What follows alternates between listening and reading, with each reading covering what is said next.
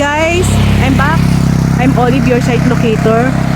Welcome po sa aking bagong YouTube channel. Welcome po sa Greenfield Real Estate po. Bali nandito po ako ngayon sa Villa Aurora, Lopez, Quezon, kung saan bibisita po ako ng property na binebenta po. Ito po ay may sukat na 3 hectares. Ayan, so nandito na po ako sa may pinakatapat ng property. Ito po ay National Road.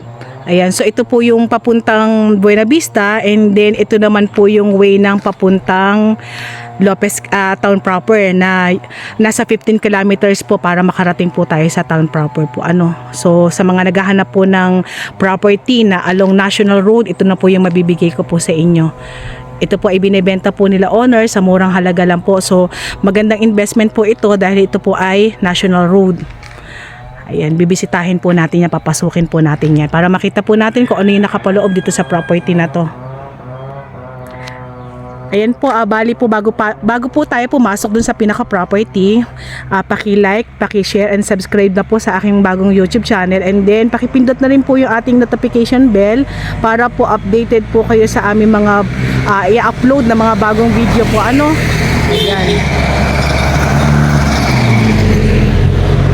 Ayan, papasukin po natin yung property. Tara. So ayan, bali lumakad po tayo ng konti dito sa pinakagilid po ng property. Bali explain ko lang po para po mas malinaw po yung details about dito sa pinakakalsada po niya. Bali ang frontage po nito is maglalaro po sa nasa 50 meters lang po.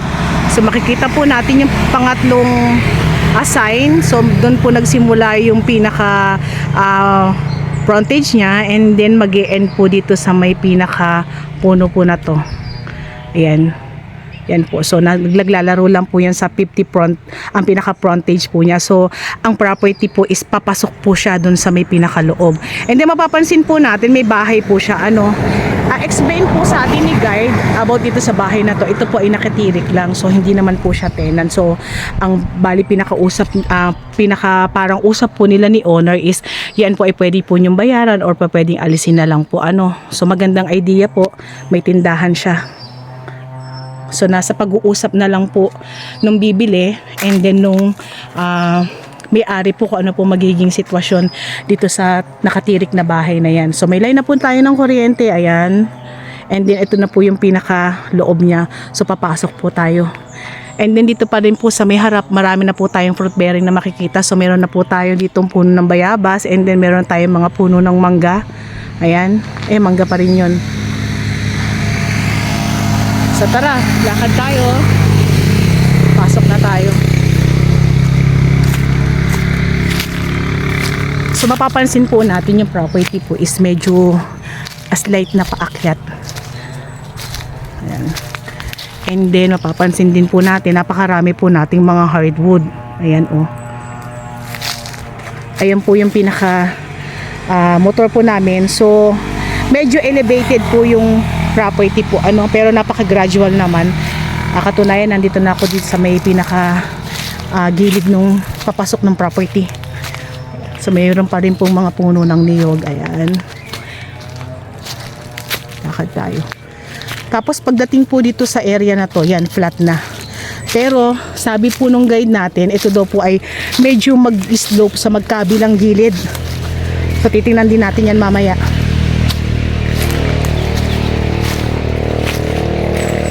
So ulitin ko lang po, ito po ay National Road.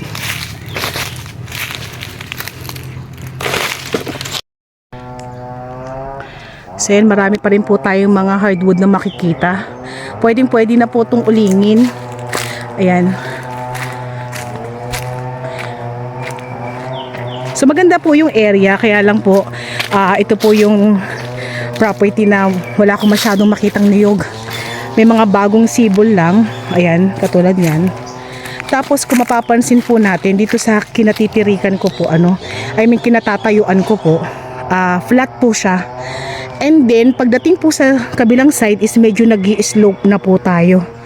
Ayan, pa ganyan. So napaka-gradual naman po. Ito po yung sinasabi nila na pumantay po siya sa gitna, and then magi-slope siya dun sa magkabilang gilid ng property. Ayan, ang daming tanim na niyog, mga bagong niyog. Tapos meron tayong mga langka, meron tayong puno ng saging. Yun yung mga nakikita ko. Tapos yun pa rin po, marami siyang mga puno na kasing laki po ng mga baraso ng mga bata. So pwedeng ulingin po yan, no.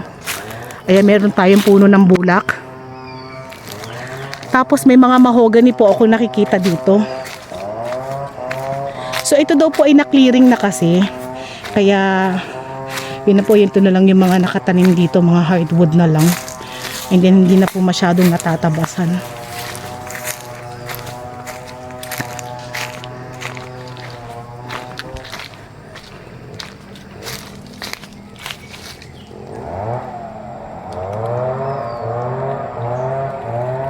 Sinulusong pa rin tayo sa may pinakadulo.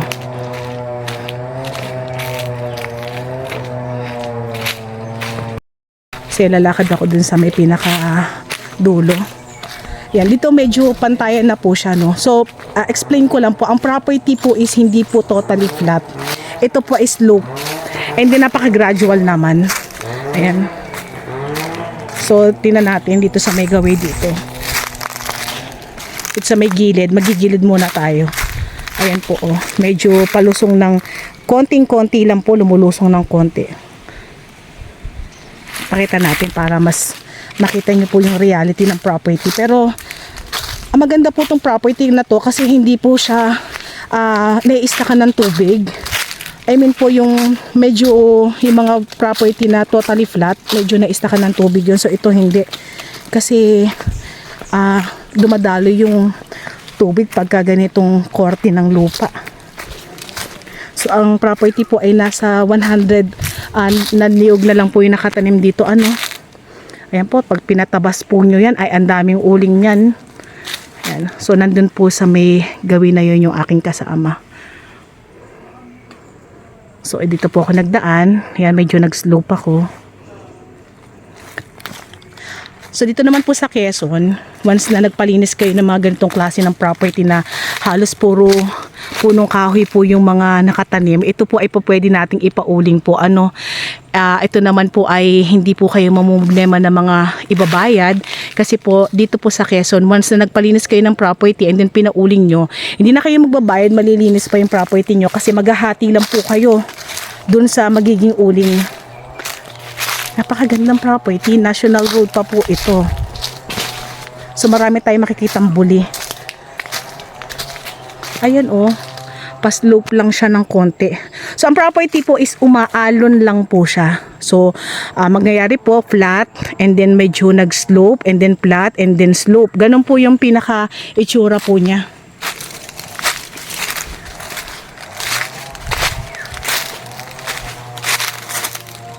Pag nalinis po itong property na to, napakaganda po nito. Ayan, napauling po natin yung mga ano na yan, mga puno na yan. So kagandahan po nito is malapit din po ito sa town proper. Kagaya po na nasabi ko, ito po ay 15 kilometers lang po. Ang transportation naman po dito sa lugar nito, may mga bumabiyahe po ng mga jeep dito and then pwede rin po tayo ng tricycle. So paglabas po natin ng property, meron na po tayo makikitang mga pampaseherong sasakyan doon para makarating po tayo sa pinaka-town proper. So sanga lang po talaga yung mga pinaka-kalat ng property. Wala siyang masyadong damo, ano. So yan, bali gumilid po kami ng pinaka-property, no. So mapapansin po natin may mga parang buhon na mataas na yan. I mean bakod, ayan po. So nagpasukat na po kasi yung kabilang property, ayan po, oh. Nagpasukat na po sila, so ito po yung pinaka-landeras nila. So yung kabila po na yan is hindi na po sakop ng property yan. So napakagandang property, national road po tayo, ha. At ang kagandahan tong property na to ay murang-mura lang po ibinebenta to ng may-ari. So explain ko lang din po about dito sa property. Sa documents po, ano, bali ito po ay nasa kabuuan ng mother title na 12 hectares. And then ang nangyari po is hiniwalay na po si 3 hectares. So ito na po yung binibidyohan po natin, ano. Patay na po si owner, and then meron po siyang 4 na anak. So yung 4 na anak po niya is patay na po yung 2. So meron naman pong extrajudicial na po sila. And then maghihiwalay lang po tayo ng 200 square meter para po sa tatayuan ng bahay nila owner. So hindi naman po sila lalagay dun sa may pinakaunahan. Mamimili na lang po sila kung saan part sila po pwede.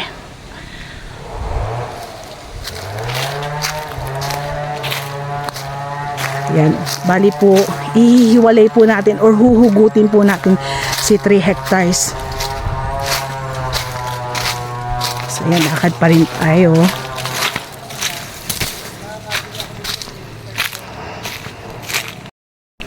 So yan, bali papunta po tayo sa may pinakadulo pa, ano. So mapapansin po natin, flat po yung area. Ayan, flat po yung pinakanilalakaran po ng aking mga kasama. And then magi-slope na naman po siya sa gilid.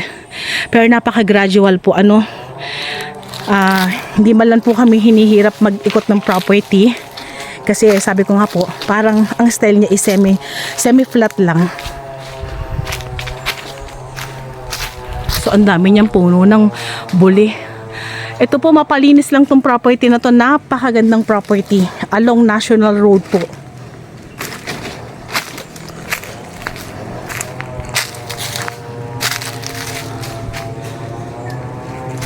So si owner po is nag-suggest po or nagsabi po sa amin na kung sakaling i-avail niyo po tong property na to, sasagutin na po niya yung deed of sale. Yan, yun lang po muna yung sasagutin niya. And then kung sakali po na i-avail nyo at sure buyer naman daw po, pwede naman po mag-usap about dun sa mga babayaran pa. So pwede po tayo makatawad pa.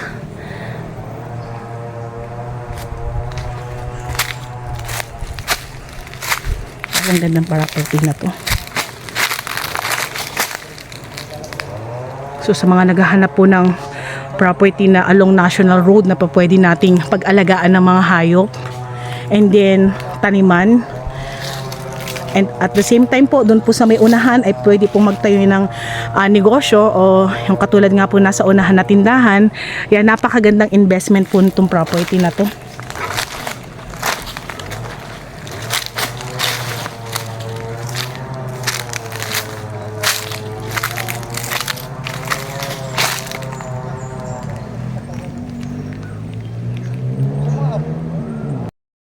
So try ko pa rin po na libutin pa po yung ibang side po, ano. Ayan, so makikita pa rin po natin, ayan, dito mas marami siyang mga hardwood na mga gabinti or gabaraso lang ng bata. And then medyo nag-slope na po ulit, ano, so medyo aakyat tayo ng konting-konti lang dyan.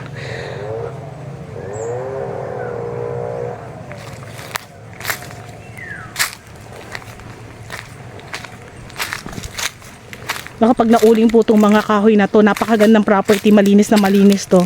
Makikita nyo po talaga yung kagandahan ng property pagka once na nahawan po siya.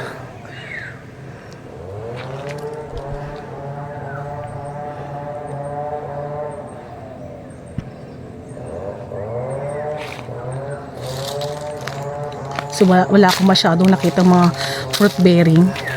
Maliban sa mangga, kay Mito, puro hardwood na lang yung talagang nandito eh.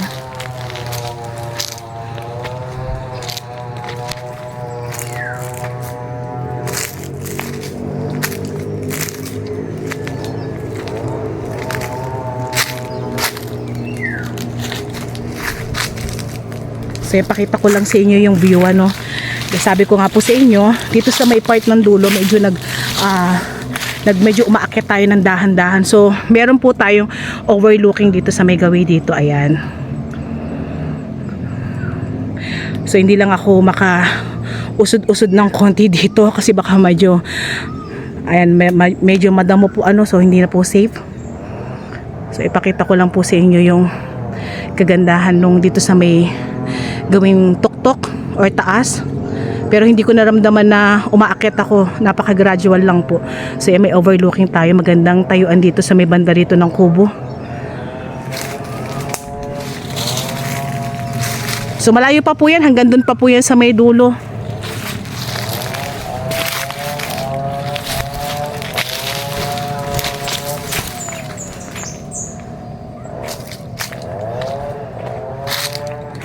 And punta na tayo dun sa may kabilang side naman. So pinaka-source ng tubig po dito is magpapahukay ka po para magkaroon ng balong. So wala po tayong sapa or ilog po dito sa loob ng property. Pero napaka kumbaga mababaw po yung pinakabalong niya. So konting hukay lang daw po magkakaroon na ng tubig dito sa area.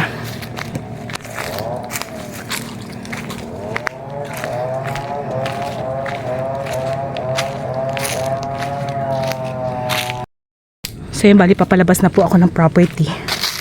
Kung sakali po magustuhan niyo pong itong property na to, meron po kaming WhatsApp and Viber po na mag-a-appear po sa inyong mga screen. And then kung sakali po meron po ako nakaligtaan sabihin dito about sa property na binlog ko for today, meron po kaming description sa baba. Pakiclick na lang din po iyon. So magandang property, good for investment. Pwedeng pagtaniman, pwedeng pag-alagaan ng hayop. At the same time, national road po ito.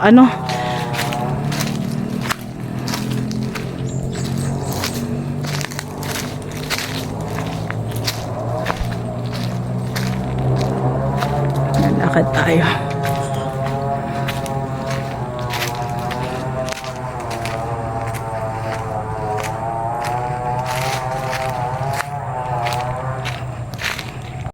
Bali papalabas na po kami ng property po. So ayun na po ulit yung national road. Bali pumunta po kami dito sa may pinaka end ng frontage ng property. Dito naman po kami lalabas. And then mapapansin po natin, ayan po, may dati po siyang babuyan. So pwede po natin buhayin yan para magkaroon po tayo ng alagaan ng hayop dito. And then ito naman po yung lukaran po nila. So ayan po. So isang napakagandang property.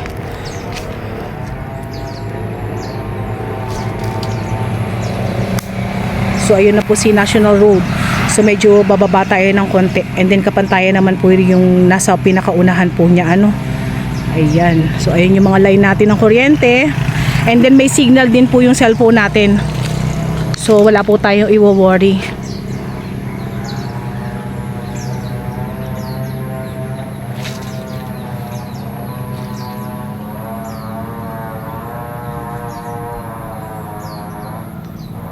Tara, baba tayo.